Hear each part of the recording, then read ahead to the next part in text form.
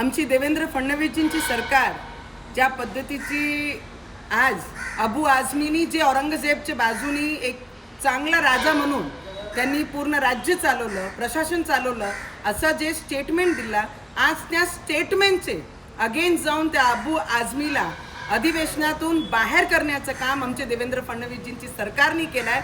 आणि आमची सरकारला अजून एक विनंती आहे, ज्या पद्धतीने औरंगजेबचे विचार आमच्या महाराष्ट्राला चालत नाही, त्याच पद्धतीने जे संभाजीनगरमध्ये जे औरंगजेबची कबर आहे तेही लवकरात लवकर त्याला उखडून या महाराष्ट्रातून बाहेर फेकली पाहिजे. आणि असे जे लोक स्टेटमेंट करणारे आहे आणि ज्यांना या बापावर प्रेम आहे औरंगजेबवर, असे लोकांनाही सीख भेटली पाहिजे की महाराष्ट्रामध्ये औरंगजेबची नाही, इथे छत्रपती शिवाजी महाराजांचे विचार चालतात. जय महाराष्ट्र. एबीपी माझा, उघडा डोळे बघा नीट.